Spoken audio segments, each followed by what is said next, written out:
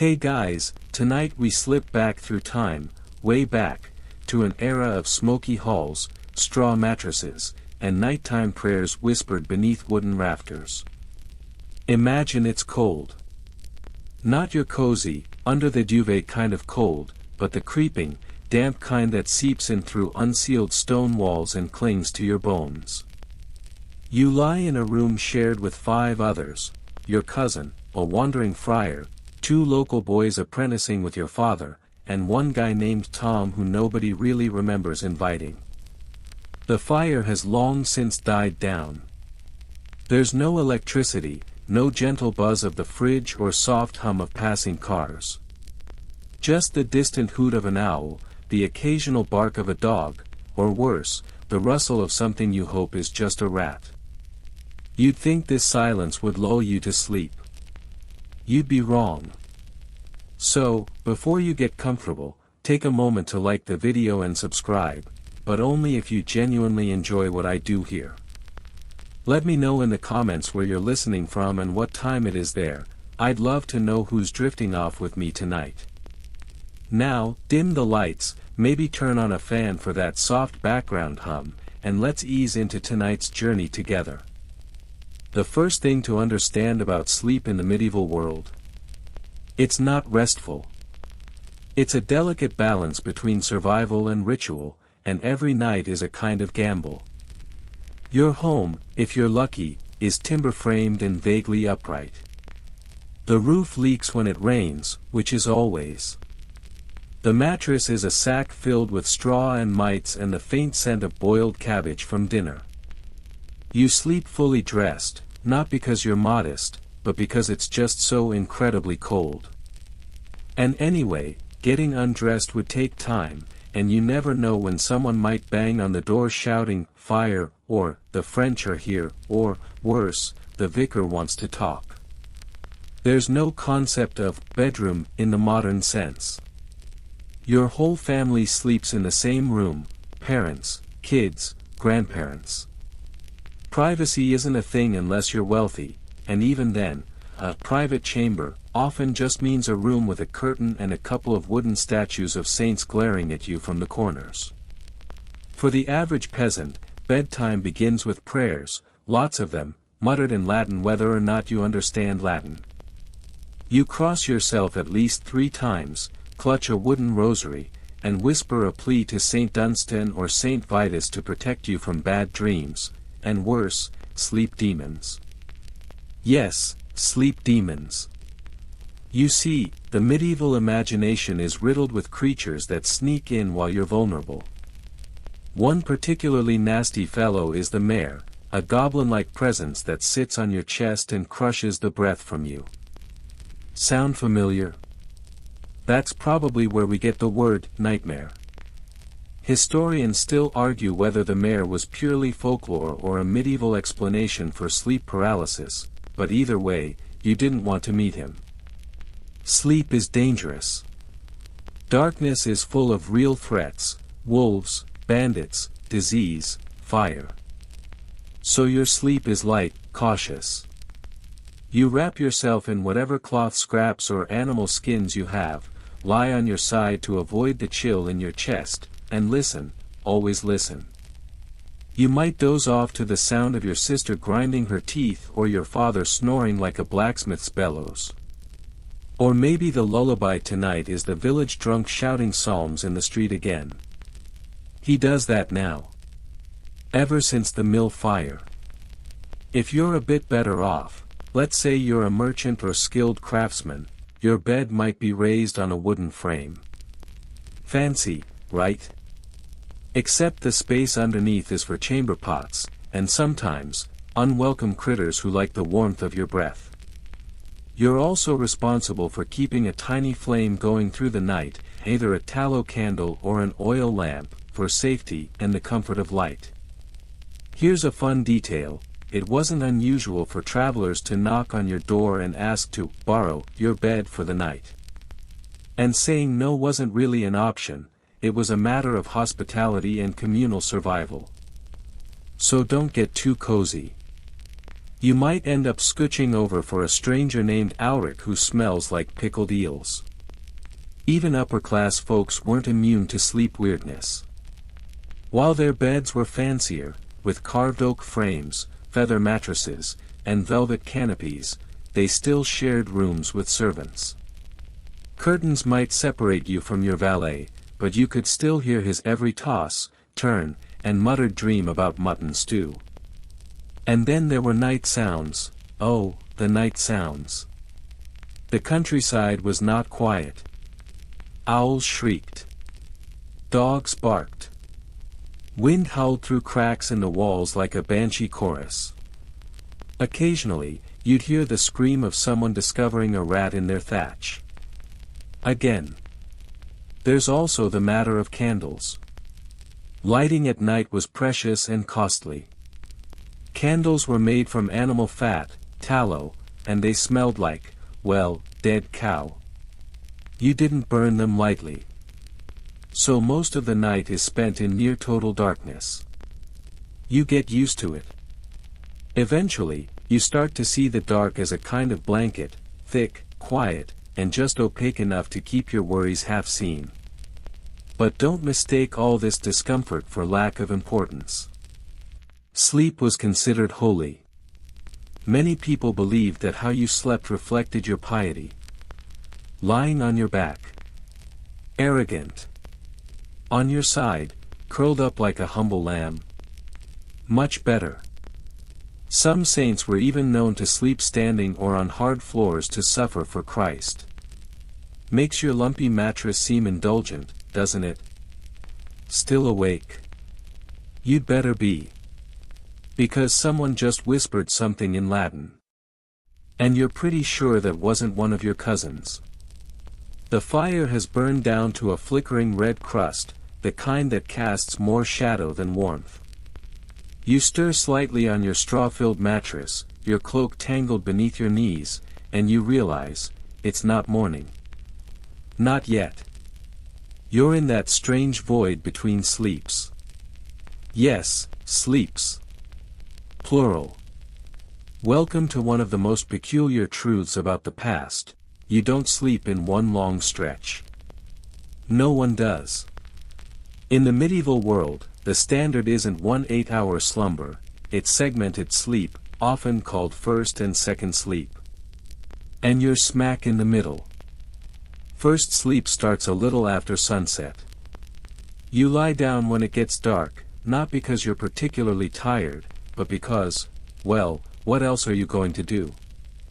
There's no Netflix, no scrolling through your phone, no midnight snacks unless you count stale rye bread. So you doze off early. Really early. After a few hours, sometime around midnight, you wake up. Not because of a noise or a bad dream, but because that's just what people do. Your body, trained by generations of moonlit biology, decides it's time for a break. And so, here you are, awake during the darkest part of the night. What do you do in this eerie interval? Well, if you're devout, and most people are, or at least pretend to be, you pray. Maybe you kneel by your bedside, or wherever your knees fit, and whisper a few psalms to pass the time. There's something strangely calming about it. Like having a secret appointment with the divine while the rest of the world slumbers. But not everyone prays. Some folks get up to tend the fire or check on the animals. Some sneak off for a quiet moment with their spouse, or someone else's spouse. Some even go visiting, seriously. Historical records mention people dropping by neighbors' homes during this midnight interlude for a chat, or even a cup of ale. Imagine someone knocking at your door at 1:30 a.m. today and asking if you wanted to talk about wool prices. You'd call the cops. Back then. That's just Tuesday. Historians still argue whether segmented sleep was biological, cultural, or both. Did people wake because of external factors like cold and discomfort? Or were their circadian rhythms naturally aligned with the moon? Maybe a bit of both. But what's clear is this: waking up in the middle of the night wasn't strange. It was expected. In fact, many people looked forward to it. The period between first and second sleep was seen as a tranquil, liminal time, perfect for introspection, writing in your precious little book of hours, or trying to remember what that weird dream about goats meant. Ah yes, dreams. During this interval, they feel more vivid. You wake from first sleep with your brain still marinated in half-formed visions. Maybe you dreamt of your long-dead grandmother whispering warnings in Latin. Maybe a fish offered you legal advice. Or maybe you found yourself flying, naked, of course, through the local churchyard. No one really understood dreams, but everyone believed in them. Some even consulted dream books, yes, that was a thing, to decode their nightly nonsense. You shift your weight, reaching for the blanket someone kicked off. Tom again. Of course. You sigh and wonder if second sleep will be any better. Eventually, after an hour or two of twilight wakefulness, you feel sleep returning. Not like modern sleep, where you flick a switch and vanish into unconsciousness, but more like fog creeping across a field. You drift. You settle. Second sleep begins, softer and deeper than the first. This one, if you're lucky, carries you closer to dawn without interruption. But don't count on luck. A rooster might scream. A neighbor might argue with his dog. A rat might choose your ankle as its next frontier. Or maybe a child wakes crying because the saints in the corner looked at him funny. This is normal. You get up, deal with it, lie back down. By now the room smells like bodies, wool, and smoke. You breathe through your mouth and pretend you don't hear someone muttering in their sleep. If you're a servant or apprentice, you know you'll be expected to rise before the sun anyway. Second sleep is not a luxury, it's a closing act. And sometimes, second sleep never comes. If you're anxious, maybe you owe taxes, or the harvest looks bleak, you might lie there staring into the thatched ceiling, watching the moon through the slats. Medieval insomnia isn't just a nuisance. It can be terrifying. After all, nighttime is when the veil between the living and the dead supposedly thins. People fear ghosts, spirits, demons. If someone recently died in your home, and statistically, someone probably did, you're not thrilled to be awake and alone at this hour. But perhaps the most unnerving part of segmented sleep is how normal it feels. You're not rushing back to bed like someone chasing REM cycles. You're accepting the rhythms of the world as they are, messy, broken into pieces, and filled with strange little gaps. Some scholars believe this gap was an opportunity. A time for connection. People wrote letters, made love, confessed secrets. Monks used it to chant. Soldiers used it to pray. Maybe it's not a gap at all, but a doorway. A hidden little room inside the night that we've since boarded up in our rush to sleep all at once. Now, of course, we've forgotten all this.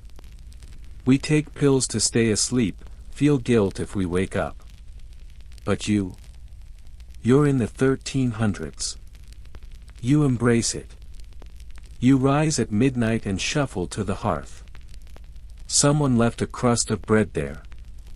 You chew, you sit, you stare into the flickering orange light like it knows something you don't. And when you finally lie back down, curled beneath a lumpy blanket beside two snoring cousins and one possibly haunted cat, you feel it.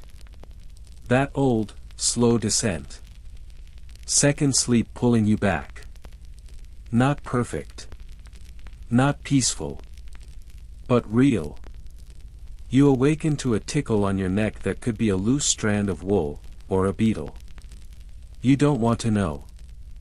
The bed, if we're even still calling it that, is now warm from several bodies and a little damp from, well, you'll pretend it's just condensation. Morning is still a whisper on the edge of the world, but your eyes are open, and you're vividly aware of just how alive your mattress is.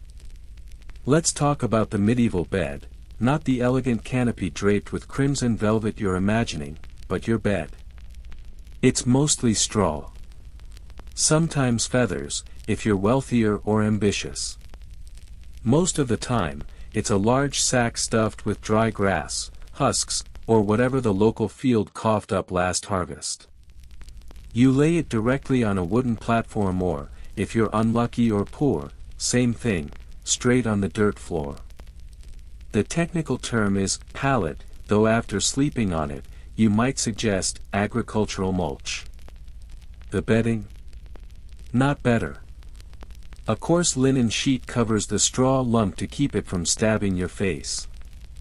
Blankets are thick wool and often shared, by everyone. Even if you're part of the wealthier class, the concept of one bed per person hasn't arrived yet. Beds are social furniture. Intimate.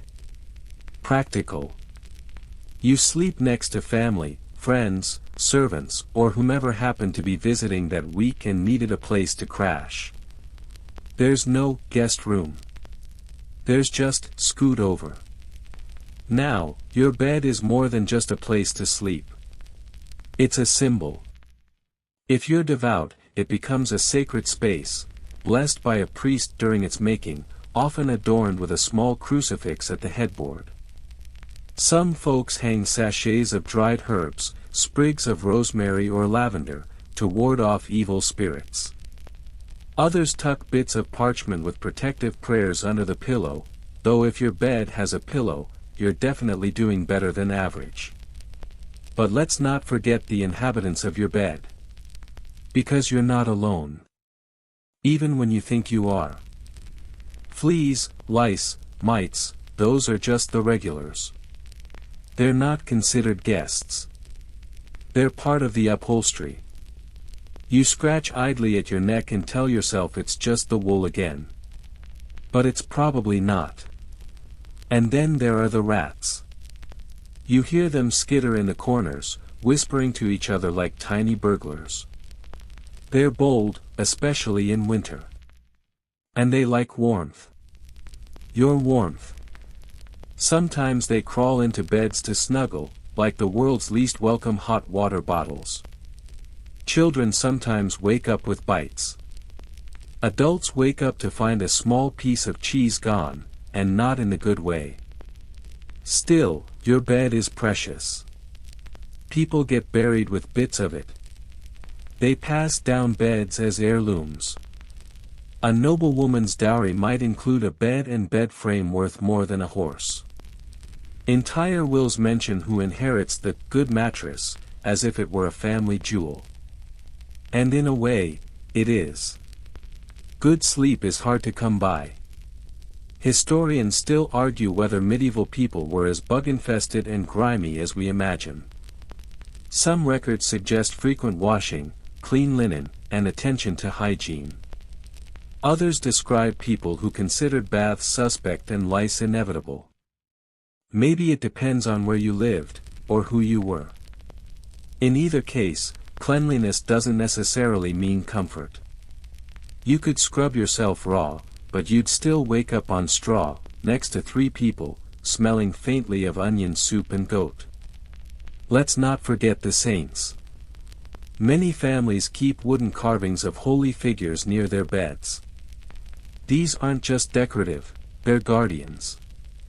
You may sleep under the watchful gaze of Saint Apollonia, protector of teeth, or Saint Michael, who you hope is taking a break from slaying demons long enough to fend off the itchy feeling on your ankle. People even sleep with relics under their pillows, bones, bits of fabric, or anything claimed to be touched by a holy person. Yes, you might be spooning your cousin while cradling a mummified toe. No big deal. Your dreams, meanwhile, are everyone's business. You might share them at breakfast, if you get breakfast, interpreting their meanings with friends. Maybe you dreamt of flying, always a strange omen. Maybe you dreamt of drowning, which someone will immediately declare a sign of unconfessed sin. Or maybe you dreamt of something unrepeatable. Don't worry. A priest will be happy to help you process your nocturnal confusion, and probably charge you for it. You roll over. There's a small clump of something in your sheet. You pretend it's a lost breadcrumb. It's not. But it's best not to look. If you're wealthier, your bed may be surrounded by heavy curtains, meant to keep out drafts and, more importantly, nosy servants. Of course, curtains trap heat and smells. If 2 people are in there, it's a fuggy stew of breath and wool. If 4 are in there, it's a negotiation with God. Some people have special bedwear, caps to keep their heads warm, socks pulled up to the knees, even nightgowns of thick linen. Others just wear what they wore all day. And yes, that includes belts, boots, or even armor, if you're a soldier or just incredibly paranoid. And if you're really unlucky, you fall asleep in the hayloft with the pigs. And they snore. Loudly. It's all oddly intimate, isn't it? The medieval bed is not just a place you sleep, it's where you pray, weep, give birth, recover from fevers, make love, make heirs, and, eventually, die. Life's biggest transitions begin and end in bed. So even if it's scratchy, shared, and occasionally crawling with insects, it matters. You pull the blanket over your face. Someone just let out a sleepy groan and scratched something too loudly. You try not to think about it. Sleep is near again, and your bed, full of bugs, saints, and maybe a neighbor's knee in your back, is, for now, the warmest place in the world. You might think that if you were born a noble, someone with lands, titles, maybe a peacock or 2, you'd finally get a decent night's sleep.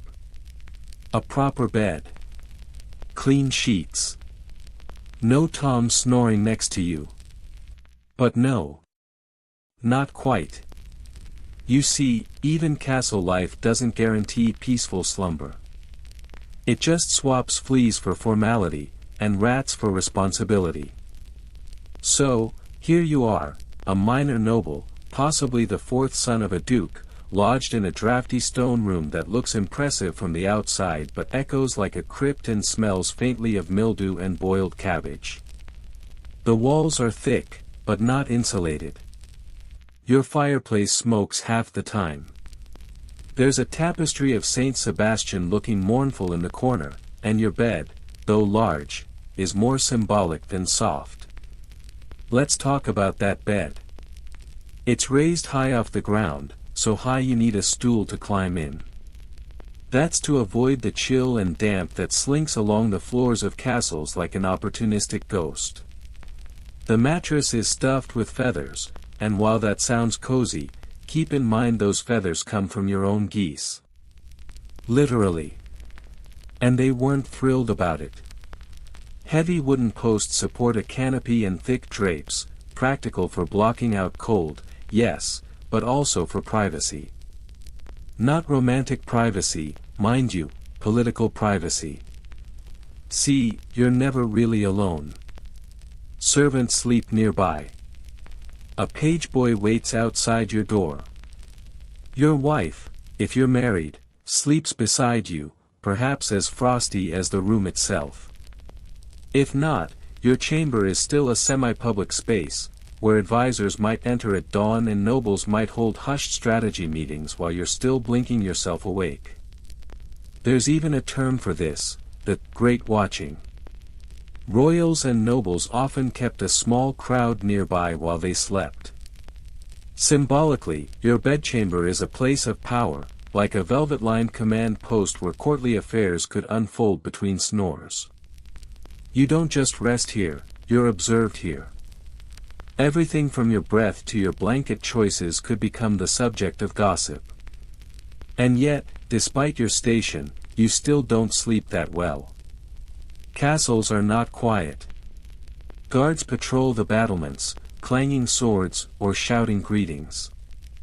Owls nest in the rafters and occasionally drop things onto your windowsill. Somewhere, a minstrel is drunkenly attempting a lute. And if you think the stone walls help, they don't. Sound travels like gossip down those cold corridors. Also, there's the cold. Always the cold. Castles may have fires in nearly every room, but they're wildly inefficient. Your chamber might have a massive hearth, sure, but unless someone's constantly feeding it wood, it dies out in the early hours. You wear multiple layers to bed. Maybe a nightcap, thick hose, and even gloves. You sleep like a frosty burrito, wrapped in embroidered fabric and familial expectations. Let's not forget about chamber pots. Ah yes, the elegant medieval solution to nighttime emergencies. There's no ensuite, no hall light to guide your way. If you wake in the night needing to go, you shuffle to the corner, mutter an apology to whichever saint happens to be looking your direction, and hope the pot doesn't tip. Spoiler, sometimes it does. The help is supposed to empty it in the morning, but guess what? Sometimes they forget. And then there are the dreams. As a noble, you're expected to pay attention to them. Your dreams aren't just personal, they're political. If you dream of drowning, someone might suggest you're unfit to command ships. If you dream of a crown falling, you might be whispered about as cursed. Dreams are interpreted by clerics and court mystics, sometimes with alarming sincerity. So when you bolt upright at 3 a.m. after dreaming that your horse turned into your uncle, you write it down. Just in case it means something. Historians still debate how much the upper class bought into dream interpretation. Some scholars think it was all a show, pomp and ritual for appearances. Others believe nobles lived in constant tension between piety and paranoia, where even sleep was infused with the weight of destiny. It doesn't help that you're probably involved in some low-grade feud or inheritance dispute. Which means, even at night, you wonder if your cousin Jeffrey might be slipping something into your wine. Trust issues don't go to bed when you do. Meanwhile, your servants, who sleep in the next room, or literally at the foot of your bed, aren't doing much better. They have thinner blankets, stiffer mattresses, and wake earlier than you, often at the first hint of dawn, to stoke your fire, dress you, or brush your hair into something that makes you look noble enough. And oh, the politics of sleep. If you're visiting another lord's castle, your assigned sleeping space tells you exactly how much they respect you. Closest to the hearth.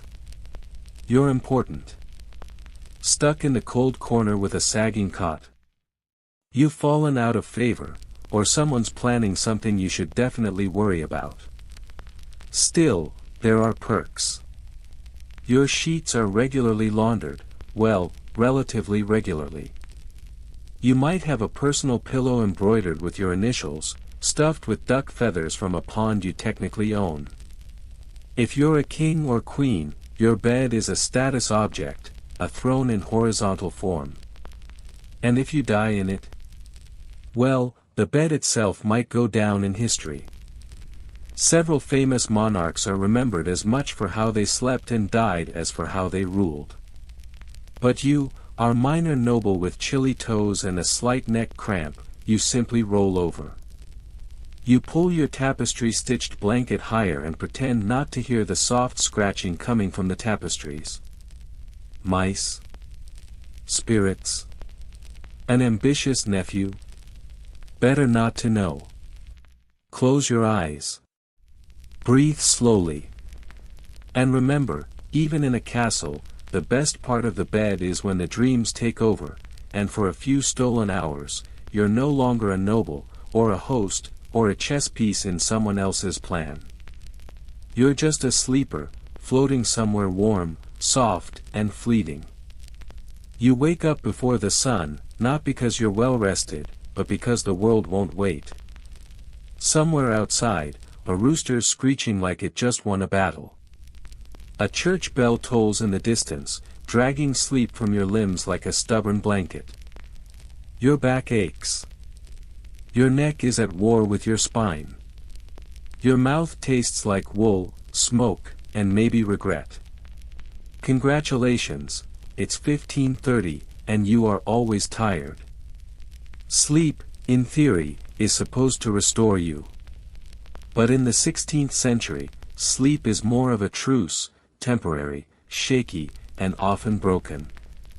Let's start with your schedule. You don't set it. The sun does. You rise with the dawn, no matter how little you slept, because light is precious and there's work to do. Even on Sundays. You roll off your mattress, a loose term for what feels like a sack of crumpled broom handles, and groan. Your joints protest. Your eyes sting. The straw has shifted again, forming a small hill under your shoulder blade. There's a mysterious damp patch you will never investigate. And yes, you're itchy. Always itchy. People in this era walk around in a state of chronic sleep deprivation, and they don't even have the dignity of caffeine to soften the blow. There's no morning espresso. No frothy latte with your name misspelled. Just thin ale, or if you're lucky, watered down wine with your breakfast porridge. And if you think that sounds delightful, please imagine it's room temperature, possibly sour, and consumed while standing in a room with goats. You're exhausted because sleep is frequently interrupted. It's not just the segmented sleep you've now accepted as normal. It's everything else, the church bells ringing at random intervals, neighbors yelling, dogs barking, the wind howling through the ill-fitted shutters, and the occasional scream that you hope is just someone stepping on a rake. Plus, there's always the fear. Disease lurks in every cough. Plague doesn't send a calendar invite. You hear rumors from nearby towns, fever, lesions, sudden death. So when your son coughs once in the night, you lie awake for an hour, heart racing. You don't get up, there's nothing you can do, but you listen.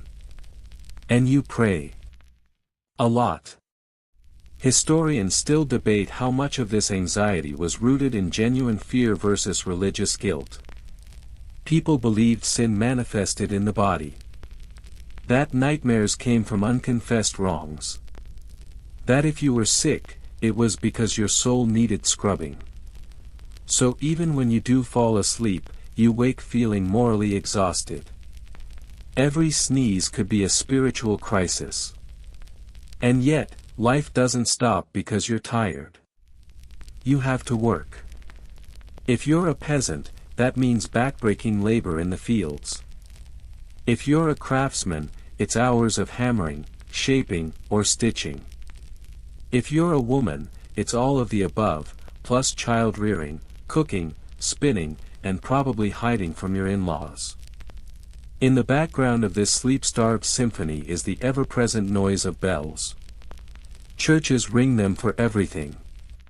Dawn, matins, mass, vespers, deaths, marriages, minor weather changes. You try to sleep through them. You fail. There's a common belief that sleeping too much is sinful. Sloth, after all, is one of the 7 deadly sins. So you're encouraged, sometimes even shamed, into rising early and working hard. Sleep is framed not as a gift, but a temptation. Something to be earned, rationed, and constantly monitored for signs of weakness. Even in literature, the message is clear: rest is for the dead, the holy, or the dangerously idle. You don't want to be any of those. And if you're a servant or apprentice, forget it. You sleep on benches, floors, or whatever surface happens to be free after everyone else claims a spot. You wake before your masters and go to sleep after them. You're the first to tend the fire, the last to eat, and the least likely to remember what dreams even are. Of course, there are moments of rebellion. People sneak naps. Afternoon dozing is common, especially after a heavy meal. Some monasteries even encourage it. The siesta, still common in warmer parts of Europe, has its roots in these midday rests. But for most, sleep is fragmented, shallow, and grudgingly earned. There's also the matter of seasonal sleep. In winter, nights are longer, and people tend to sleep more. Not by choice, but by necessity. With little light and few chores that can be done in darkness, there's nothing else to do. So you sleep early. Sometimes too early. Sometimes after dinner, you crawl into bed, fall asleep before the second candle burns out, and wake up sometime in the dead of night wondering if you've been cursed into eternal darkness. And in summer, the opposite. The sun rises before 5 a.m., and with it, you. Harvests don't wait, and sleep is the first thing to be sacrificed when the fields call. Your body aches constantly, but that's just life. No one complains. Or rather, they do, but in poetic metaphors about heavy limbs and the burden of the Lord's labor, because everything's more bearable when you wrap it in Scripture. You reach for a basin of cold water to splash your face. No one bathes often, but a rinse helps wake you. The water stings, and you wonder if you'll ever feel truly warm again.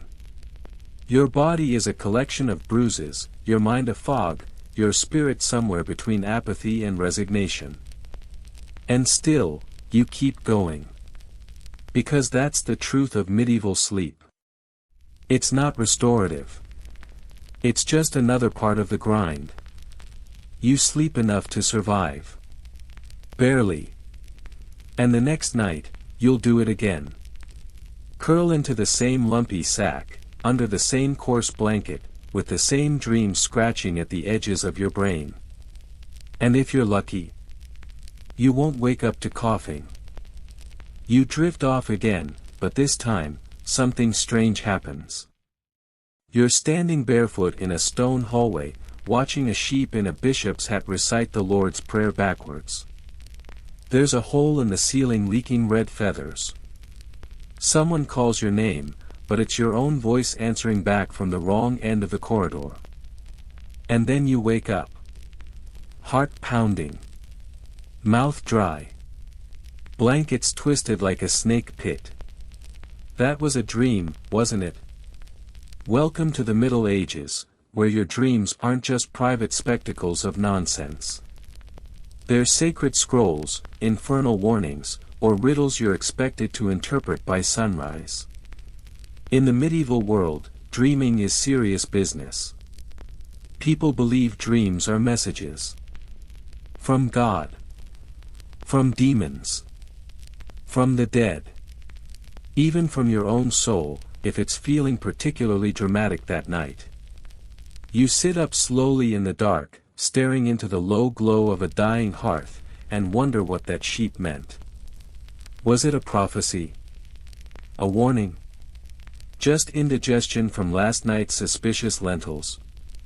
Historians still argue whether medieval people truly believed every dream was divine, or whether dream interpretation was more symbolic theater than theology.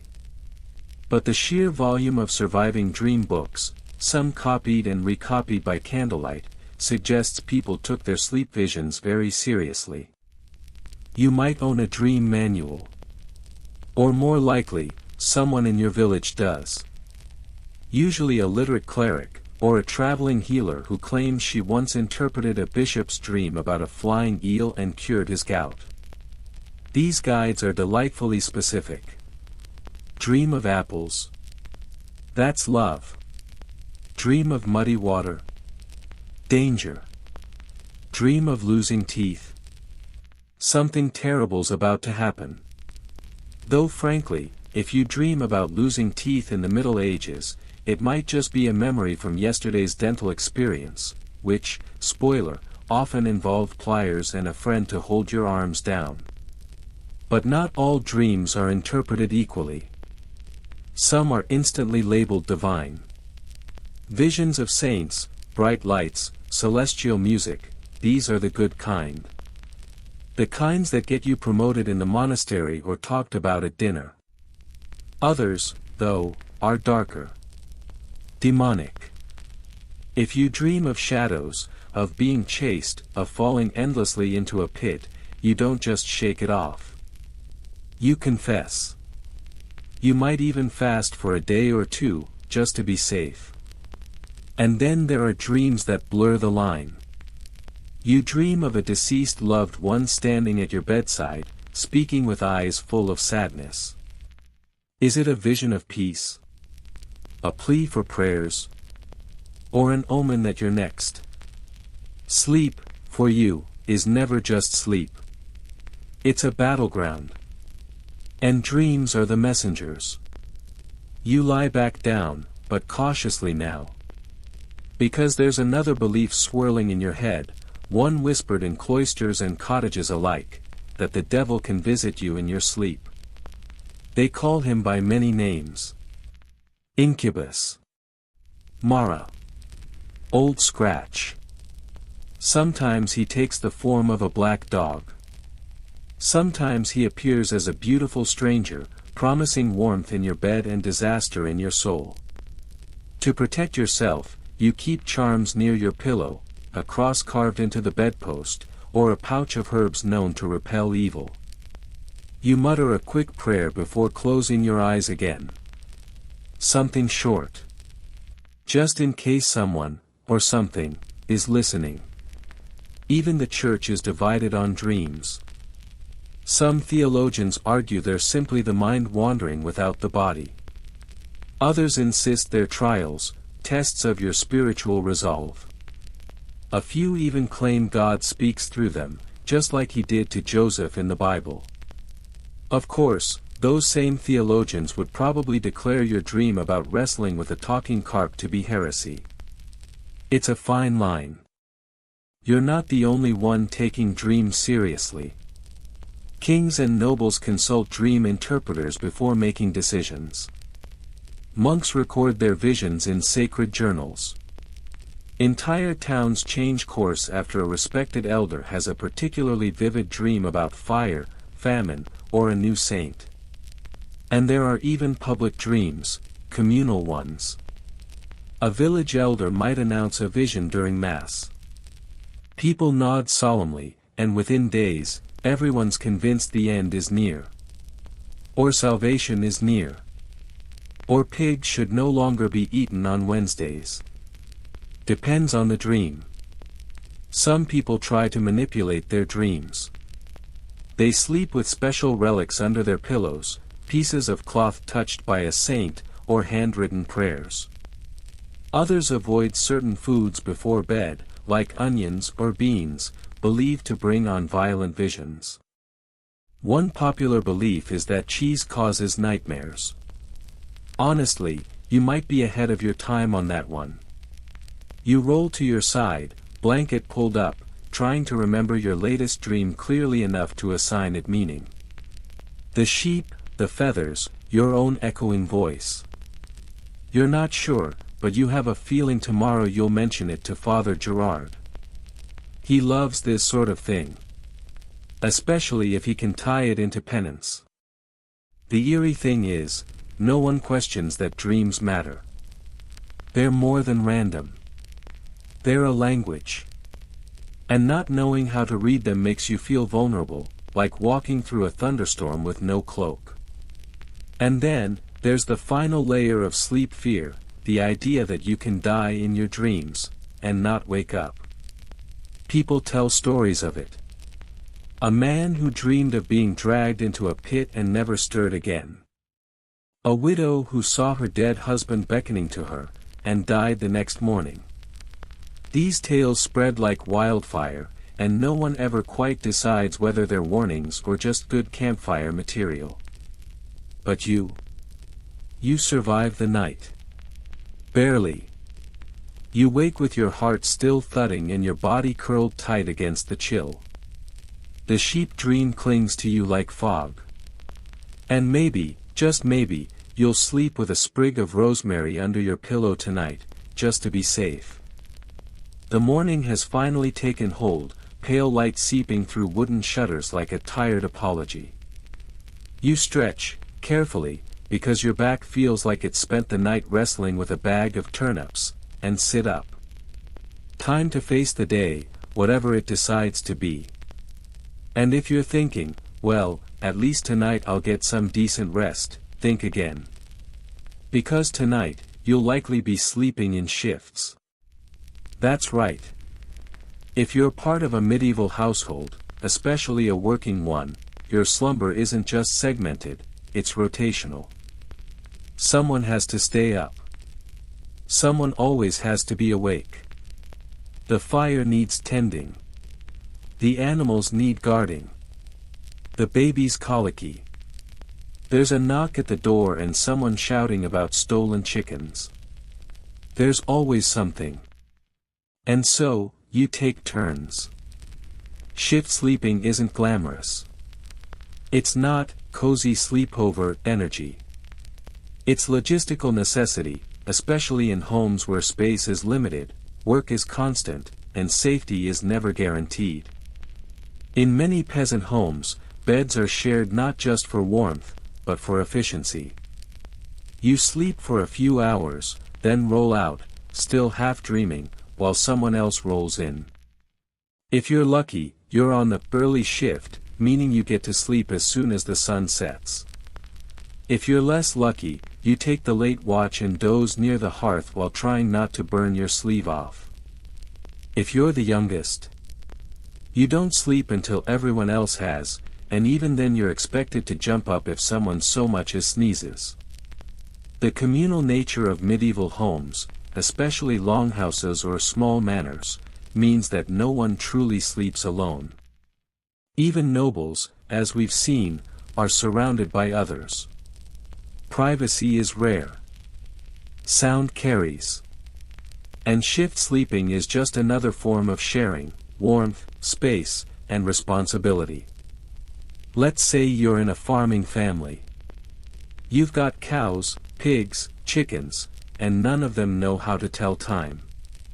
Someone has to check that the coals are still glowing, that the piglet hasn't escaped again, that wolves aren't lurking too close to the edge of the woods. You might take a turn sitting by the door with a stick and a blanket, keeping one eye open and the other dreaming of, well, just sleep. For monastic communities, shift sleeping is even more formal. Monks divide the day and night into strict offices, with prayers scheduled at set intervals, matins, lauds, vespers, and more. The bell rings at 2 a.m. Up you get, robe on, feet cold, into the chapel you go. Chanting in candlelight. Sleepy Latin murmurs. A divine routine of exhaustion. Then, you crawl back into your cell for another hour or two before the next call. Some monks barely sleep at all. It's seen as virtuous. Denying the body, resisting comfort. Sleep is a temptation to overcome. Which is, of course, a fascinating choice, since falling asleep mid-prayer was common, and sometimes even considered a sign of divine connection. Or just chronic sleep deprivation. Hard to say. Historians still debate how strictly shift sleep was enforced among the laity. Some argue it was a practical adaptation, not a rigid rule. People slept when they could. Others believe that in busier towns and larger homes, shift rotations were common, especially for servants and apprentices. Either way, your sleep is rarely uninterrupted, and never guaranteed. Younger children are sometimes allowed to sleep more, especially in colder months, but that just means they get to stay in bed while someone else fetches firewood or milks the cow in the freezing dark. If you're that someone else, you've probably developed a deep resentment toward children. And cows. And then there's illness. If someone is sick in your home, and someone always is, you take turns watching them through the night. No nurses. No ER. Just family, candlelight, and whispered prayers.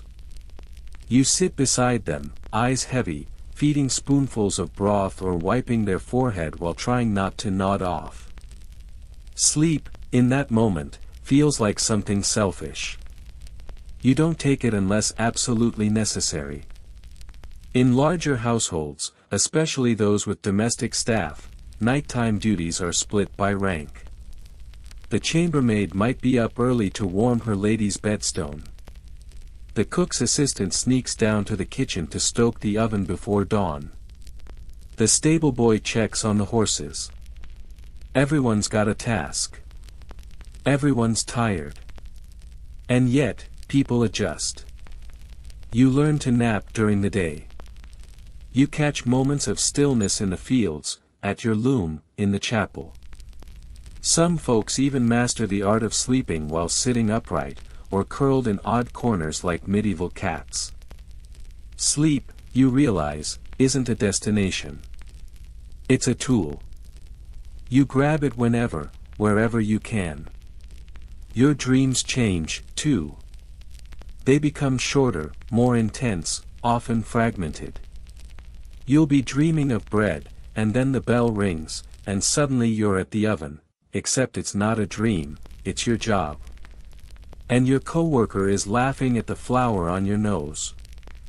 At times, the line between sleep and wake blurs completely. People report visions during brief naps, flashes of light, voices, smells. Was it a dream? A message from God? The effects of sleeping half upright against a damp wall. You never really know. Still, there's beauty in it. On your off shift, lying by the fire while someone else keeps watch, you might feel a strange peace. The room glows with red embers. The baby is quiet. The wind hums outside like a lullaby. For a little while, you are wrapped in a kind of shared solitude. And even if your sleep is short, broken, and likely to be interrupted by Tom's snoring or the dog having a prophetic dream again, it's yours. Your time. Your drift into the warm fog where even the cold, muddy world outside can't reach you. So tonight, you'll take second shift. You'll nod off just before the bells ring for midnight prayer. And if someone forgets to wake you when it's your turn, you'll call it a miracle. Tonight, you're not at home. No straw mattress. No familiar snoring patterns. Instead, you're on the road, a traveler in the medieval night, and sleep, already rare and fragile, has now become an elaborate gamble. First, let's establish this: traveling in the Middle Ages is not a vacation. It's a test of endurance, luck, and bladder control. Roads are muddy, horses are unreliable, and there's a 50-50 chance someone will try to rob you before you've finished your bread. Which means when the sun goes down, you need shelter. Any shelter. If you're lucky, you find an inn. It has a crooked sign swinging in the wind and the faint scent of boiled cabbage seeping out the windows. You pay a few coins, too many, for a room. But here's the catch: room doesn't mean what you think it means. You're not getting a private suite with a bed and a key. You're getting a space. A spot. A chunk of floor or mattress next to 3 to 6 strangers, some of whom might be unconscious, drunk, or speaking in Latin for no reason. There are no sheets. Maybe a blanket. Probably fleas. Definitely someone who snores like a dying lute. This is called a common room or a dormitory, and it's exactly that: communal sleeping, medieval style. You lie down next to a traveling monk, a merchant, and a woman who claims to be a beekeeper but smells distinctly like salted fish. There are no rules, just suggestions. If someone rolls into your space, you roll the other way. If someone starts talking in their sleep, you pretend it's an angel and go back to your dreams. Innkeepers don't care much about your comfort. Their main concern is whether you've paid, and whether you're likely to die in your sleep. Dead guests are bad for business, mostly because it takes time to dispose of them. So if you're breathing, you're fine. If you're not, well, the beekeeper might just take your shoes. Some inns are cleaner than others. A few even provide straw pallets or wooden bed frames. But don't expect luxury. Expect damp. Expect noise. And expect bedbugs so bold they form little marching bands across your arms. Historians still argue whether medieval inns were truly this grim, or whether that's just the kind of thing moralists like to exaggerate. But first-hand accounts describe overcrowding, thievery, and suspicious stews that might have once been pigeon, or not.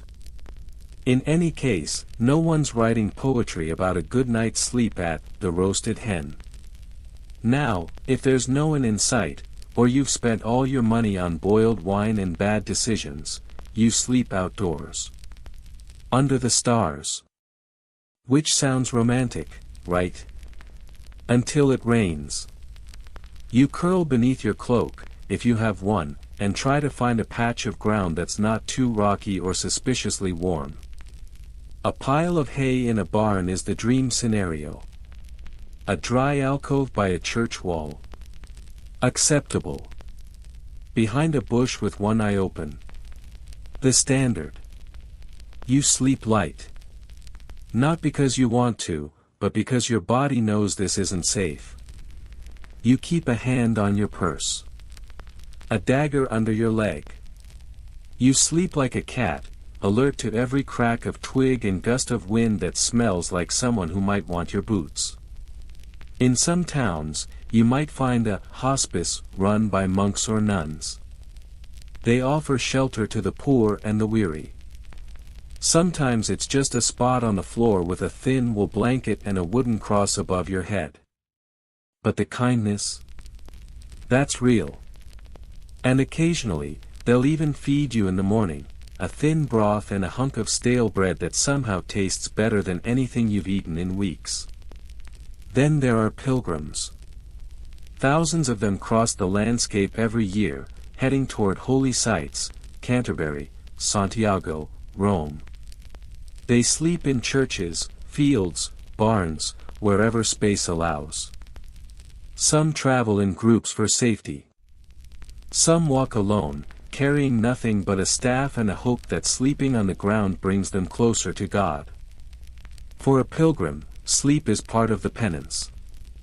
You should be uncomfortable. That's the point. Every rock in your back is a reminder of your sins. Every bite from a flea is a tiny absolution. And yes, sometimes you hallucinate from hunger and exhaustion. You call it a vision. You keep walking. Even soldiers sleep on the road. On campaign, they bivouac in fields, their armor laid beside them, their boots still on. They use their shields as pillows. They wake at the slightest sound.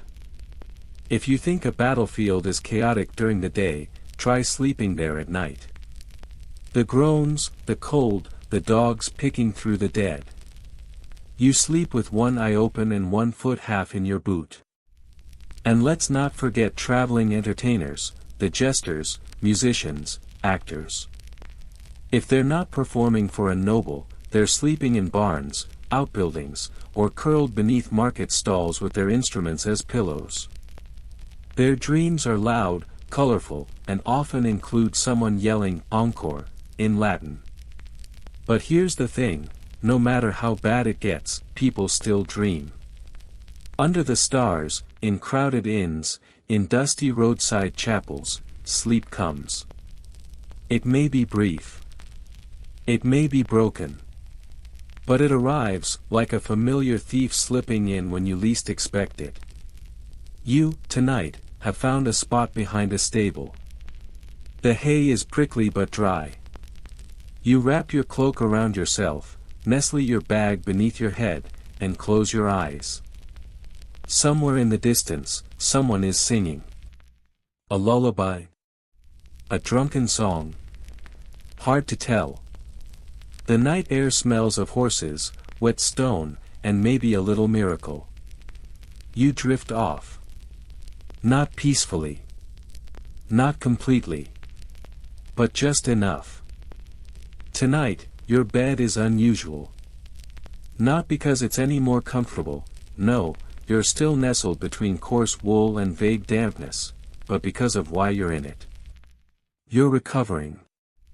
From a fever, a broken leg, a difficult childbirth, or maybe just a mystery illness the local healer called bad blood and prescribed with a mixture of leeches and a stern look. In the Middle Ages, sickness means one thing above all else: bed rest. Sometimes for days, sometimes weeks, sometimes until, well, forever. You lie there, barely able to move, staring at the rafters and hoping whatever's growing on the ceiling isn't a sign from the divine. Every creak of the house sounds louder. Every cough from the next room makes your skin go cold. You hear someone say your name in a whisper. Not because they're talking to you, but because they're talking about you. Your bed, suddenly, is no longer just a place of sleep. It's become your world. A site of healing. A possible deathbed. A place where prayers are whispered, herbs are brewed, and where your fate might be decided by how well you can breathe by sunrise. Family members move in and out. Someone wipes your brow with a cloth soaked in vinegar. A neighbor brings a charm wrapped in wool. A priest arrives, just in case you want to confess, one more time. You're not even sure what for. You apologize for stealing bread as a child. You apologize for enjoying dancing. You apologize for wanting to sleep instead of waking for matins. And then they leave. And it's just you, the scratchy linen, and the sound of your own heart beating too loudly in your ears. The healer, usually a woman with a belt full of dried roots, tells you to rest. She puts valerian in your drink. It tastes like peppery dirt. She burns mugwort nearby to clear the spirits, or maybe just the smell of illness. You doze, then wake, then doze again. It's not real sleep. It's a dazed floating in and out of some distant tide. This is common. Sleep during illness is not restful. It's full of heat and visions. You sweat through your clothes. You mumble in Latin you don't even speak. You dream of people you haven't seen in years, some of whom are dead. Maybe one of them sits on your chest for a while. Maybe you call out. No one hears. Some scholars believe this is where the idea of the Mara, the night hag, originated. That choking sensation. That paralysis. You wake but can't move. Your chest is heavy. Your limbs unresponsive. You think you're being punished. Or possessed. You start reciting prayers without even meaning to. Historians still debate whether this night pressing was cultural folklore or the earliest understanding of sleep paralysis. Either way, if it happens to you, you don't call it science.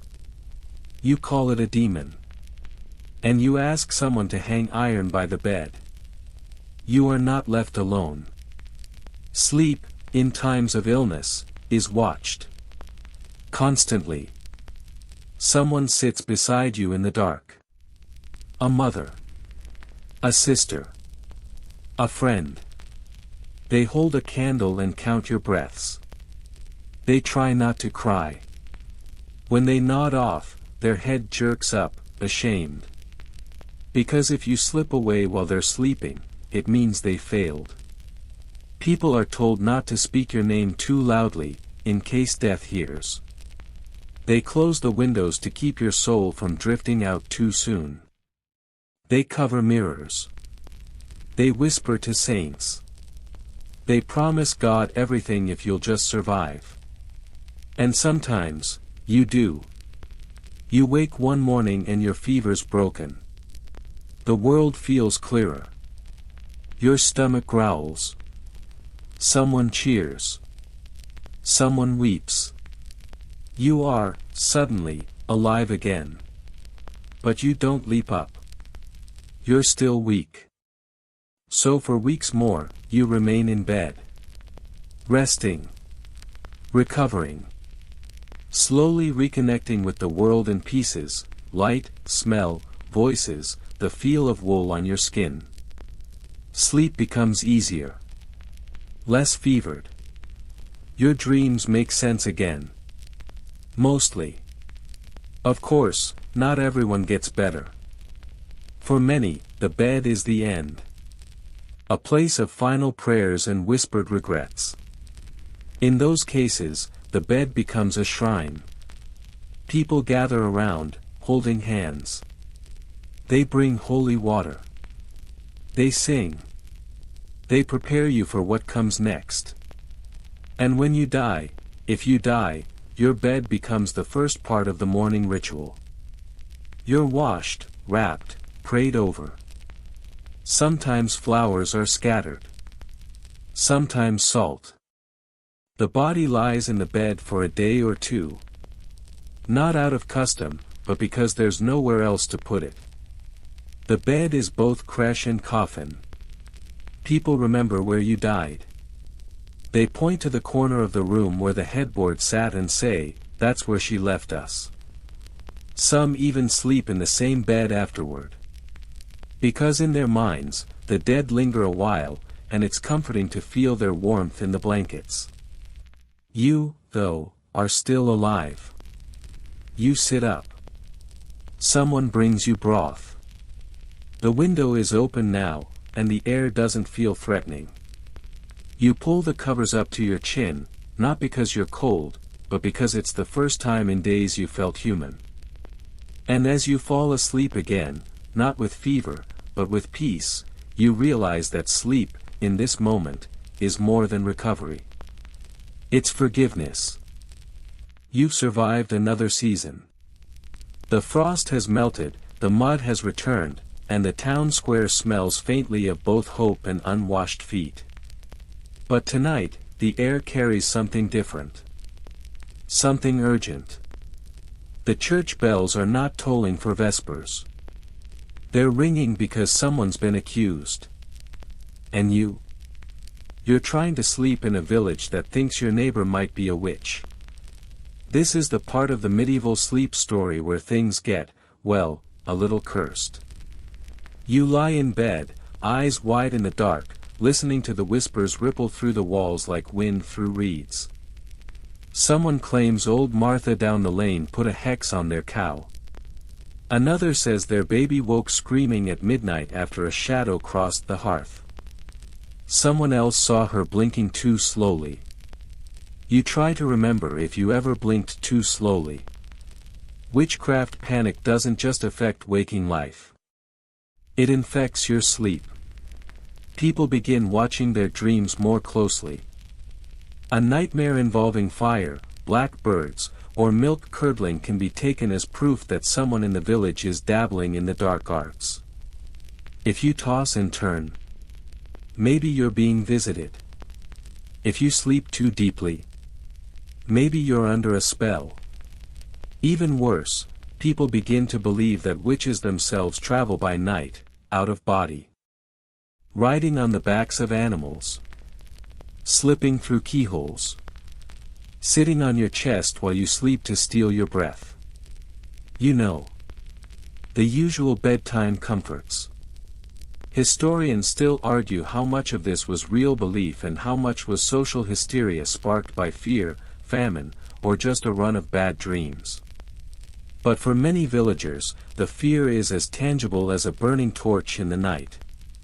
You sleep with one eye open, clutching your rosary, praying you don't dream of anything too symbolic. Of course, accusations are rarely logical. The people most often accused are women, especially older ones. Widows. Herbalists. Anyone who lives slightly apart from others. And if they sleep during the day, that's suspicious. If they sleep too well at night, also suspicious. Basically, if you're getting more than 4 hours of rest, someone's probably writing your name on a list. You roll over and stare at the ceiling, which offers no comfort. People are starting to think sleep itself is dangerous. A vulnerable state. A time when evil seeps into the body through dreams, shadows, or nocturnal visits. Children are taught to sleep facing certain directions. Candles are left burning through the night, even though that's a fire hazard no one talks about. Someone suggests sleeping with a Bible under the pillow, though the hard corners guarantee you'll wake up with neck pain and holy bruises. If you sleepwalk, you're doomed. People believe that walking at night without memory is a sign of possession. That your soul has wandered off. That your body is being borrowed. If you talk in your sleep, heaven help you. You might say something that someone decides is a confession. And if you sleep too still, well, clearly, something unnatural is keeping you that way. And the worst part? There's no way to prove innocence. If you deny the accusations, you're hiding something. If you admit to dreaming strange things, it's seen as a spiritual leak. 1 minute you're having a night terror about a goat with human eyes, and the next thing you know, you're being tested with ducking stools and blessed salt. That very phrase, night terror, comes to life here. You wake in sweat. Not from a fever, but from fear that someone might interpret your dreams as evidence. You try not to dream. You pray not to. But dreams come anyway. Loud, vivid, inconvenient. There are even tales of dream witches, women who invade the dreams of others and manipulate their thoughts.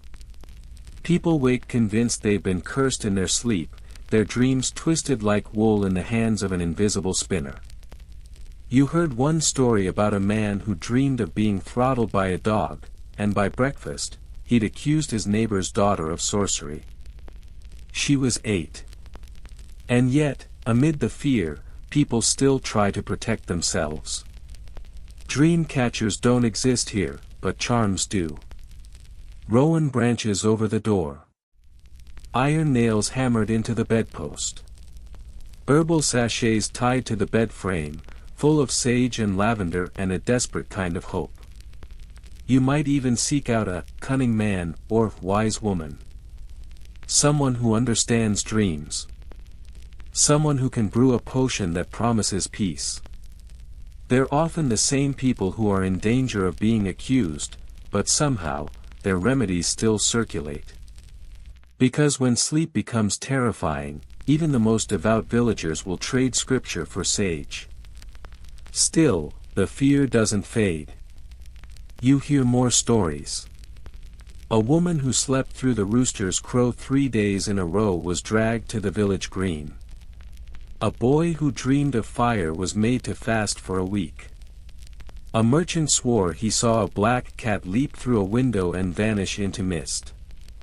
And now no one trusts the widow with the quiet laugh and the soft eyes. The community fractures. People begin waking earlier. Staying up later. Watching each other. Watching you. There's a strange edge to every conversation. A new weight to silence. You, meanwhile, stop sleeping well. Every twitch feels meaningful. Every dream leaves an aftertaste. You wake and replay it like a riddle. Was the shadow behind the tree a bad omen? Was the well overflowing with frogs a metaphor? You don't know. And you're too afraid to ask. Eventually, the panic will fade, at least for a while. People will forget. Or move on. Or find something else to fear. But tonight, your bed feels less like a refuge and more like a witness stand. So you lie still. You say your prayers. You tuck the iron nail back under your pillow. You close your eyes and hope, desperately, sincerely, that when morning comes, no one asks what you dreamed. Tonight, your dreams smell like wax and old wood. They echo with Latin chants and the faint rustling of parchment. That's because tonight, you're not in a cottage or barn or roadside alcove, you're in a monastery. Or perhaps a convent. A world where sleep is tightly scheduled, prayer is a full-time job, and silence wraps around you like a scratchy woolen robe. Welcome to monastic life, where even your sleep belongs to God. You share a dormitory with rows of other monks or nuns, all lying in straight, orderly lines, heads west, feet east, because heaven is that way. No one snores, at least not loudly, and if someone does, no one dares to mention it. Everyone's too exhausted, and too pious, to argue over nasal interruptions. Sleep comes early, usually just after the evening office, Compline, when the last candle is snuffed and the last verse of Te Lucas ante terminum fades into the rafters. You lie down fully clothed in your habit. No luxuries here. No feather pillows. Just a rough pallet, a thin blanket, and the knowledge that your next alarm clock is divine obligation. Because here's the truth, your night is not your own. The bell rings at midnight or 2 a.m., depending on how strict your order is, and everyone rises for matins, the night vigil. Eyes barely open, you shuffle in formation to the chapel. The air is freezing. Your fingers are stiff. But you chant psalms anyway, words memorized so deeply they bubble up even when you're barely conscious. You don't complain. You're not supposed to. This isn't about comfort. It's about devotion. And sleep? Sleep is a tool to be managed, not indulged. Historians still argue how restful this sleep was, and whether monks made up for their midnight vigils with naps during the day. The evidence suggests they did, brief dozes after the main meal, or while copying manuscripts, a practice you've definitely seen monks perfect with one eye closed and a quill still in hand. Back in your cell, or dormitory, you try to catch another few hours before dawn prayers. But it's hard. Your body's confused. Your sleep is now fragmented into pieces, carved up by bells and sacred obligations. You drift off, but the dreams are short. Uneasy. Sometimes sharp with strange visions, perhaps because you're fasting again, or maybe because someone left the incense burning too long. The rule of Saint Benedict, which governs many monasteries, insists on balance. Not too much sleep, not too little. But the emphasis is always on spiritual alertness, not physical rest.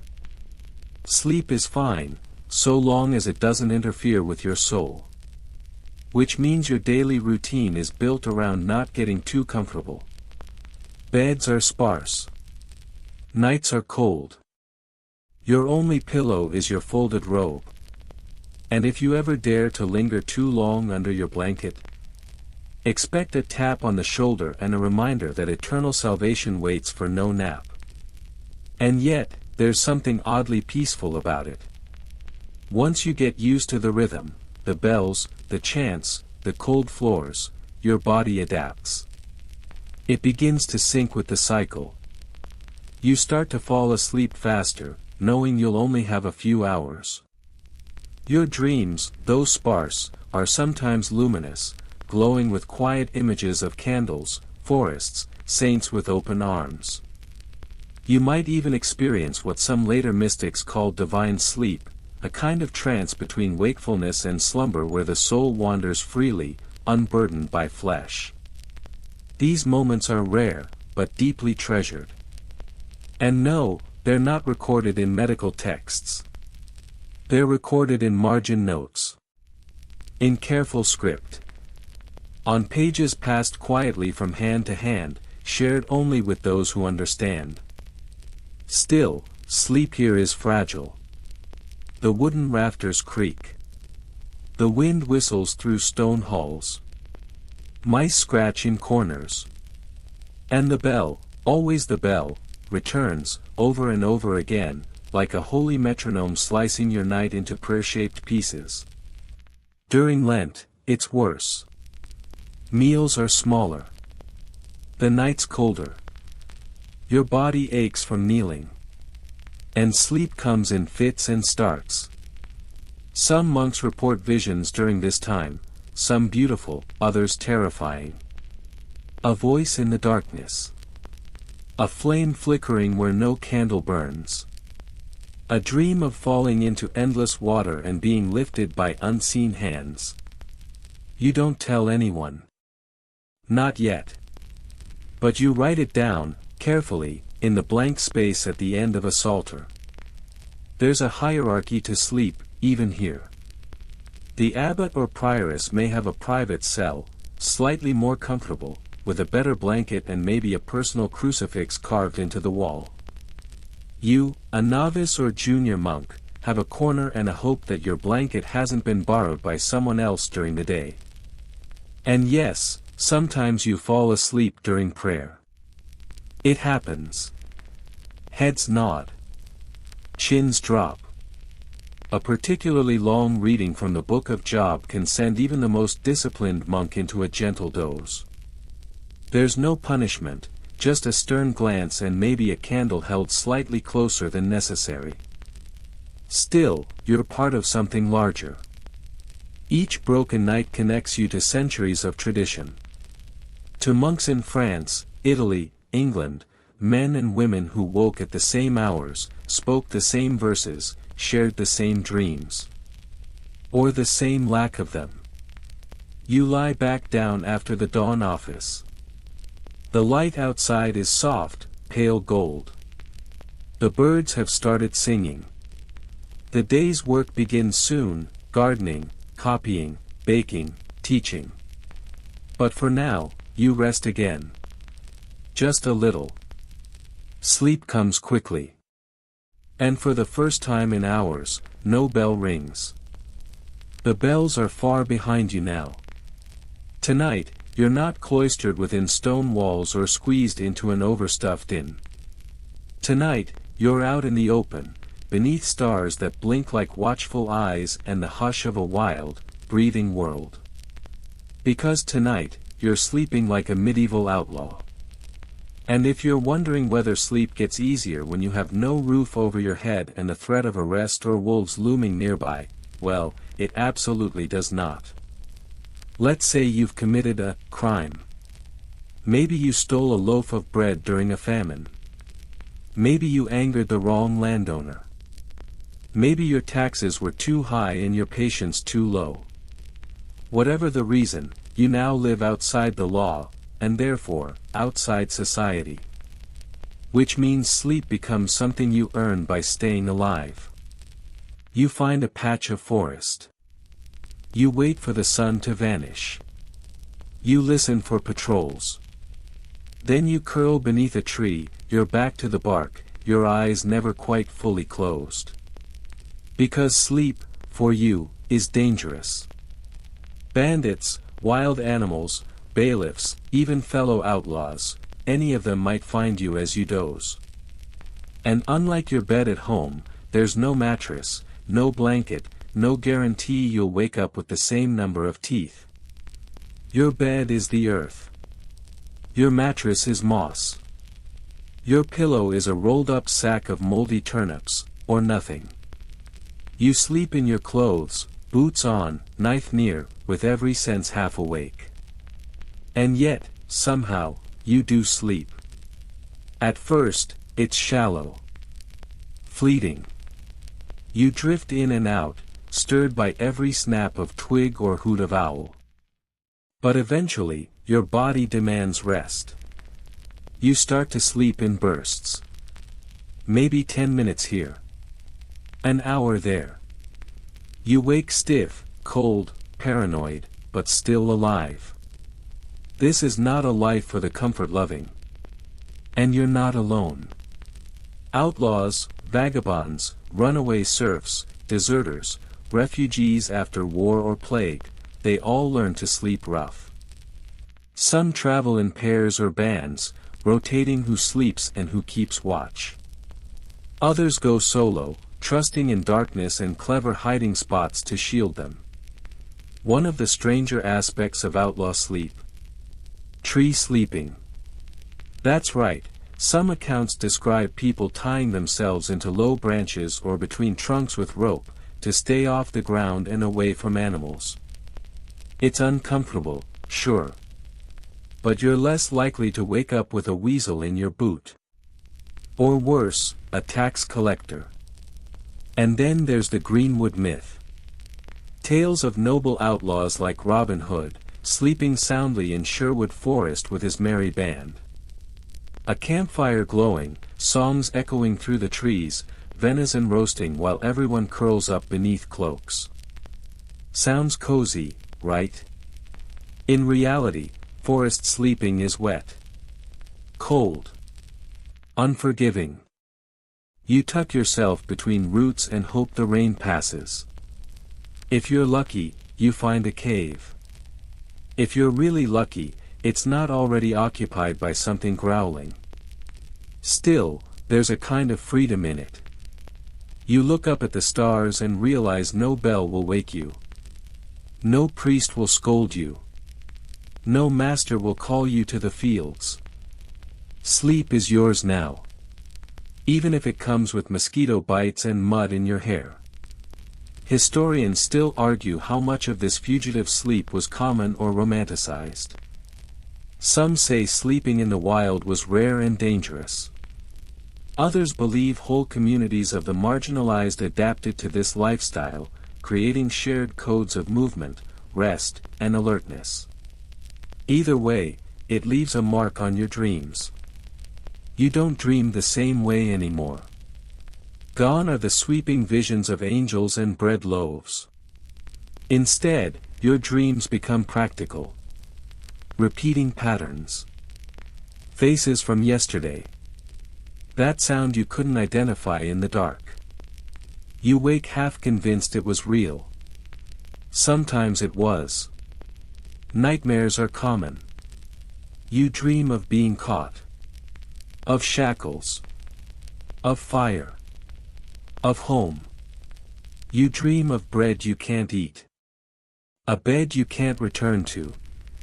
A voice calling your name like a memory you're not allowed to answer. But not all outlaw sleep is bleak. Sometimes you find a hidden glade, and the moss is soft, and the wind hums like a lullaby. Sometimes a traveling tinker shares his fire, and you trade stories while the stars eavesdrop. Sometimes you wake at dawn and see deer moving through the fog, and you feel, for just a moment, that you've escaped not just the law, but everything. Still, sleep is never taken for granted. It is survival, not luxury. You nap lightly during the day, hidden in brush or under brambles. You sleep harder at night, knowing there's no choice. And when you wake, you listen first. Always. Some outlaws develop rituals, superstitions to ward off danger. A stone placed near the head. A circle drawn in ash. A whispered name before sleep. Protection is psychological, but it helps. And for all the roughness, there's a clarity to this life. You're aware of your breath, your heartbeat, the rhythm of your limbs folding into themselves as you tuck beneath a fallen log. There are no pillows, but there's space. No roof, but endless sky. You fall asleep tonight with a stick in one hand and your back against a hollow oak.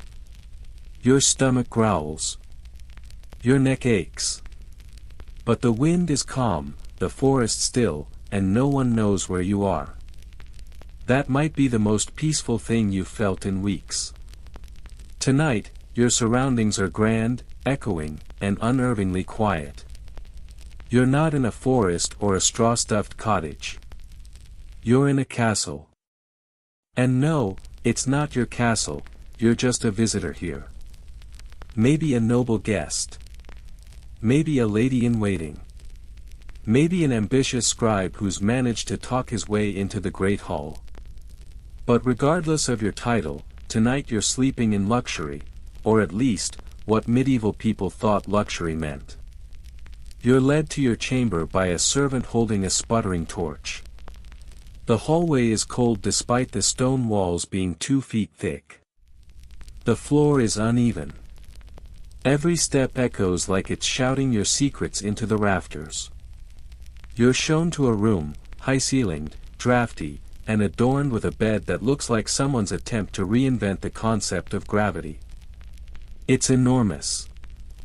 4-poster, with heavy curtains, thick blankets, and a mattress made from feathers, or wool, or possibly both, layered atop a wooden frame that creaks in a way that feels judgmental. You climb in. And suddenly, you're hit with the strangest feeling. You don't trust it. The bed is soft, yes, but suspiciously so. The curtains are meant to trap heat, but they also trap sound. What if someone sneaks in? What if rats are hiding under the featherbed? What if the last person who slept here never left and is now watching you from inside the mattress like a disgruntled ghost? Still, you try to settle in. You test the pillow. It's oddly lumpy. You move it. The second one's worse. You try lying on your back, then your side, then curled in a half-defensive crouch. There's no winning position. The blanket itches your chin. The mattress dips strangely toward the middle. You shift again and the bed lets out a loud sigh like it's as exhausted as you are. And outside? Nothing but castle silence. Which isn't silent, exactly. You hear the wind pushing through arrow slits. The metallic moan of a distant gate. The clink of armor from a guard changing shifts. Somewhere, a dog is barking, but it's not your dog, and that makes it worse. Even the fire in your hearth crackles with aristocratic menace. If you're a servant, you're not in a bed at all. You're in a side chamber or corridor, curled on a mat or wooden bench. No blankets, maybe your cloak. You get the warmth of the fire if you're lucky, or the warmth of another servant's feet, if you're not. And yet, castle life does come with perks. Hot stones wrapped in cloth, placed under the sheets. Woolen bed curtains embroidered with actual birds. A mattress that, even if questionably stuffed, doesn't smell like cow. And if you're truly important, someone might even warm your sheets before bed. By lying in them. For you. That's a real job. Historians still debate whether this practice, warming the bed, was widespread or exaggerated in literature. Some say it was reserved for royalty, others believe even minor nobles used it. Either way, it's a peculiar mixture of hospitality and human hot water bottle. Still, sleeping in a castle is less romantic than it sounds. For one thing, castles are built for defense, not comfort. They're drafty, damp, and rarely symmetrical. Your chamber might have a view of the courtyard privy. Your ceiling might leak. Your bed might be crawling with fleas so elite they probably have titles. And let's not forget the politics. You're not just sleeping, you're being observed. Your presence in this room, in this wing, at this hour, says something. Courtiers take note. Servants gossip. If you linger too long in someone else's corridor, questions arise. Sleep becomes strategic. You must appear serene but alert. Rested but not lazy. You must not snore. You must not sleep too early or too late. You must, in essence, perform sleep. Noblewomen, in particular, have it hard. They're often accompanied by ladies-in-waiting who also sleep in the chamber. Curtains divide the space, but privacy is minimal. You undress in silence. You climb into bed while someone else braids your hair or unlaces your bodice. You fall asleep knowing your dreams might be overheard. Dreams in castles take on a different flavor. You dream of courtly intrigue, dancing, poisoned cups, velvet gloves concealing daggers. You dream of being kissed by a stranger in a mask. Or being woken by a messenger with news from the king. Or worse, by no one, because you've been forgotten. Sleep here carries the weight of your status. A restless night might suggest guilt. A nap at the wrong time might be interpreted as disrespect. If the queen sleeps well, the court breathes easier. If she tosses and turns, everyone waits for disaster. And what about kings? Royal sleep is an entirely different realm. Kings sleep surrounded by guards, advisors, and occasionally enemies pretending to be friends. Their beds are grand but uncomfortable, layers of brocade, fur, symbolism. They often sleep in shifts, rising in the night to read letters or pray or scheme. There's a reason so many royal deaths happened in bed. Not just because of illness, but because that's when they were most vulnerable. Poison in a cup. A blade beneath a pillow. A dream interrupted forever. But you survive the night. Barely. You wake tangled in fabric, limbs stiff, mouth dry. The fire's gone out. Your feet are cold. The embroidered curtains look like they might start whispering if you stare too long. And yet, despite it all, despite the awkward mattress and the psychological landmines, you slept. A little. Enough. You rise, stretch, and prepare for another day of etiquette, alliances, and avoiding suspicious glances at breakfast. Because here in the castle, sleep is never just sleep. It's strategy. You're back among the people now. The castle is a memory, and tonight, you sleep in a small village, perhaps your own, or one that feels enough like home to fake it. The hayloft creaks above you, the chickens have finally gone quiet, and the night breeze drifts in through the window, stirring the curtains just enough to remind you that the world hasn't stopped spinning. But this evening isn't ordinary. Tonight, the village is awake, because of you. A birth is happening. You're not the one giving birth, though you've been there, or you will be, but tonight, you're helping. Or watching. Or simply lying nearby, wide-eyed and unsleeping, listening to the groans and murmurs coming from the room next door. In the Middle Ages, childbirth is never just a medical event. It's a spiritual threshold, a community affair, and a very real gamble with fate. And sleep, already a precarious thing in this world, gets completely redefined in its presence. The woman in labor has been awake for hours, maybe days. Her breath comes in heaves, and sweat pools in the hollow of her neck despite the cold air. Around her is a circle of women, midwives, sisters, neighbors, old crones who smell of rosemary and judgment. A priest may be on standby, just in case things go south and a soul needs speed baptizing before the body gives out. You, if you're part of this world, are not sleeping. Even if it's the middle of the night. Even if you were exhausted. Even if your only job is to boil water or fetch clean linens. You're awake, because someone you know is caught between life and death, and you don't want to miss her return. Birth in medieval times happens mostly at home, in low-lit rooms warmed by fire and bodies. Beds are made ready with extra linens, sometimes coated with herbs to ward off evil spirits.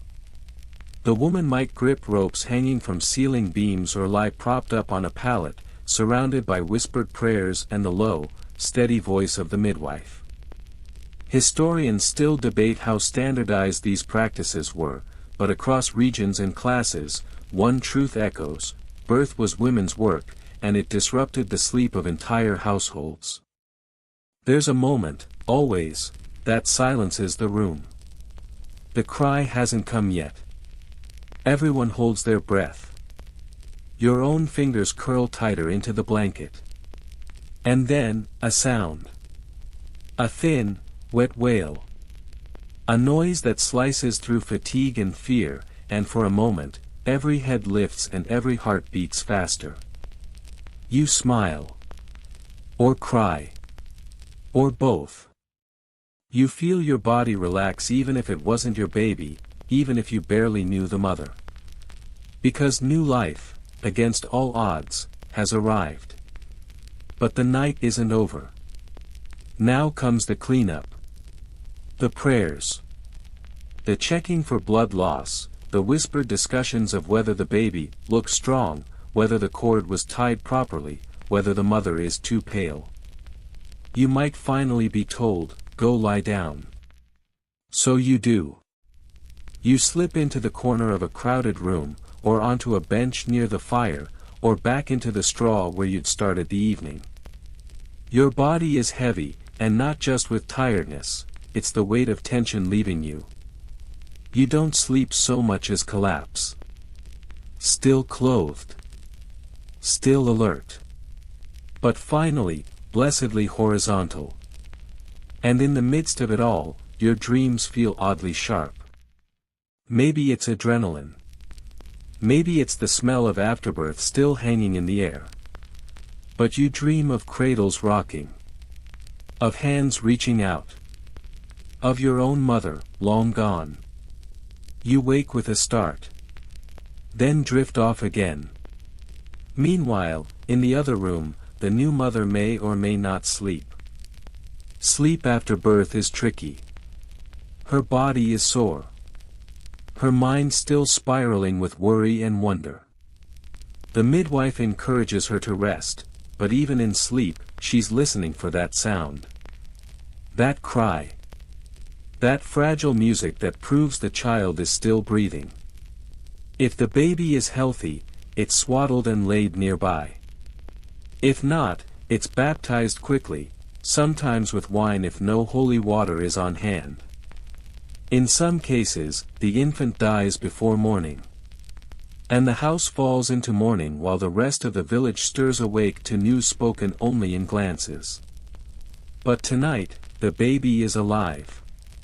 And outside, the stars are bright. The animals sleep. The midwife has finally sat down with a cup of broth. You, curled near the fire, drift off into a deeper sleep than you've known in days. You're exhausted, yes, but relieved. And strangely grateful. Because here, sleep is more than just recovery. It's a kind of reset. A return to yourself. A quiet celebration that the world has chosen, this time, to continue.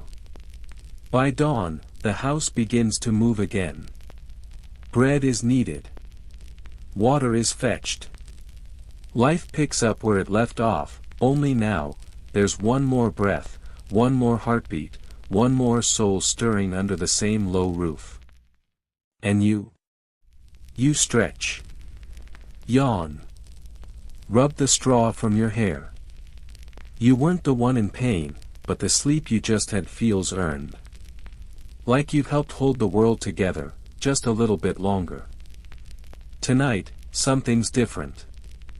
There's no howling wind, no midnight bells, no fevered whispers from the next bed over. No crying infants, no cursed dreams, no lurking guards pacing castle corridors. Tonight, the world is quiet. Not perfect. Not painless. But still. You're older now. Your hands are calloused, your joints stiff. You've seen plagues and harvests, weddings and funerals, queens crowned and kings beheaded. You've slept in every way the Middle Ages offered, under roofs and stars, on featherbeds and straw, through storms and saints' days and long, aching nights of grief. And tonight, finally, you lie in a space that feels like yours. Maybe it's the family cottage where you've aged into soft domestic authority. Or maybe it's a tiny corner in the almshouse, where the fire burns low and the noise of younger men doesn't reach you. Wherever it is, the bed creaks familiarly beneath you. The blanket, patched and rough, smells like lavender and thyme. Sleep comes differently now. Not from exhaustion, not from ritual, but from habit. From a lifetime of carving out tiny sanctuaries of rest in a world that never made it easy. You close your eyes, and your breath settles into a rhythm you've earned. Tonight, you remember. Not through dreams, exactly, but through the soft brush of memory on your skin. You feel the hayloft of your youth, scratchy and sun-warmed. You hear the abbey bells, far in the distance now, less urgent. You remember the hush before a newborn's cry, the scrape of your boots on forest floor, the distant creak of a noble's bed curtains. Historians still debate whether older peasants slept better or worse than the young. Whether accumulated hardship dulled their senses or hardened their resilience. But you don't need the answer. You are the answer. You've learned to sleep when it's time. When the fire is low. When the stars are steady. When the ache in your shoulders finally goes quiet and the breath in your chest no longer fears what might come next. This is not royal sleep. Not holy sleep. Not survival sleep. This is the sleep of someone who has simply lasted. And yes, perhaps your body wakes in the night, as older bodies do. You shift. You rise briefly to stir the coals, or to sit with your thoughts. But even those small wakings don't scare you anymore. They are part of the rhythm. Like tides. Like prayer. Like breath. You lie back down. The bed groans, but holds. The night carries on without judgment. No bells. No danger. Just the soft wind, the gentle dark, the long, slow breath of time letting you go. And as your thoughts drift, your body begins to release its grip. Not from exhaustion, but from trust. Trust that the door is latched. The fire banked. That no one is coming to drag you from this sleep. That you've done your part, and rest is not a reward, it is simply what comes next. Sleep is not a battle anymore. It is a companion. A soft arm around your ribs. A hush that means, quite simply, enough. And now, as the embers of our story cool, and the old world fades to a hush, you lie there, modern, warm, and very much real, on the edge of slumber. No straw pokes through your blanket. No wind cuts through the walls. No bells call you to matins. You are safe, and the centuries that once weighed on your chest have lifted. They dissolve like mist. The people we visited, peasants, monks, queens, outlaws, they're still out there, somewhere in the folds of time. Sleeping under stars. Murmuring prayers. Waking to dreams they never understood. And now, with your eyes soft and your breath slowing, you join them, not in hardship, but in memory. Let the fragments of medieval sleep dissolve into the back of your mind, the warmth of a hearth, the rustle of wool, the hush before dawn. No need to hold on to the stories anymore. They'll wait. Your pillow is soft. Your room still. There's nothing more to do. Let the tension melt from your shoulders. Let your hands uncurl. Let your jaw slacken. You are here, in this moment, in this breath. And that is enough. Tonight, no one will interrupt you. No one will call your name. No cold floorboards to cross. No watch to keep. Only rest. Only quiet. Only the comfort of knowing that, through centuries of struggle, sleep always found a way back. And now, it finds you. So close your eyes. Sink deeper. The story is over. And you are still here.